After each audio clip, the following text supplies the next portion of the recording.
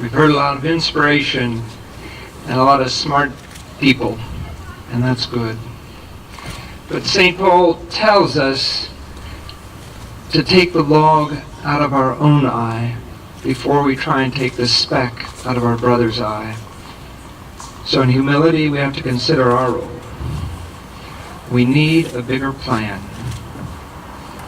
Democracy destroys itself because it abuses its rights to freedom and equality, because it teaches its citizens to consider audacity as a right, lawlessness as a freedom, abrasive speech as equality, and anarchy as progress.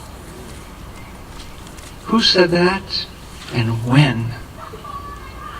This is a quote from Isocrates, a 5th century BC rhetorician, someone who saw the ideal orator as someone who not only possesses rhetorical gifts, but possesses also a wide knowledge of philosophy, science, and the arts.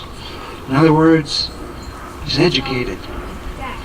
He also stressed kairos, that is, fitness for the occasion, the ability to adapt to changing circumstances or situations. Well, circumstances have changed. Why are we here? This is the first time I have participated in a political rally in my life. Why? Because I want to influence? Or because I've lost influence? We've forgotten the notion that we live in a democracy. Demos, public. Kratos, power. The power of the public, the power of the people. It takes 51% to have Kratos, power, to get elected. If you want to influence, you have to be in power. It may be good ratings for shock jocks to be abrasive and confrontational, but that style has carried over to politics, where alienation and polarization creates winners and losers, i.e. extremes, which is so fine, so long as 51% of the people agree with you. But from a biblical point of view, that is not fine. As C.S. Lewis says, God never ravishes, he only woos. I'm painting in my studio as we speak the 12 apostles in life size. And so I've studied their lives and see they had enormous influence in their day by their martyrdom, by their witness, their example. They didn't coerce anyone to believe.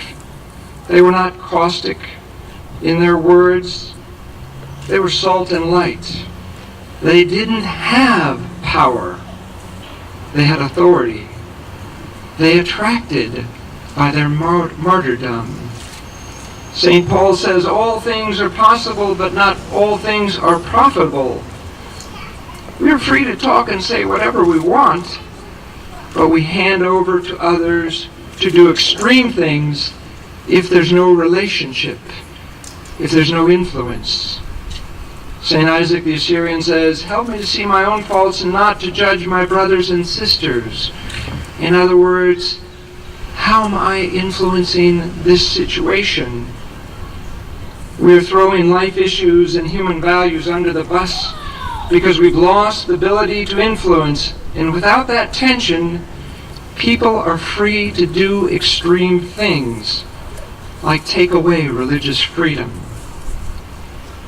Caustic acid is fast-acting, but salt preserves and flavors slowly. When it loses its saltiness, it is thrown out and trampled upon. The Greeks have a word, pan metroariston, measure in all things. If we go to extremes, nobody wins. Psychologists have an old saying that is very empowering. You can't change anyone else. You can only change yourselves. Perhaps we need to change ourselves. Without dialogue, there's no communication. Without communication, there's no influence. Without influence, there is no tension.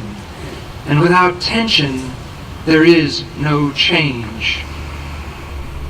It is okay to try and change things politically, but we really also have to try and change hearts. We need to stop talking at each other and start talking with each other. Sometimes slower is faster. May God direct our path. Amen.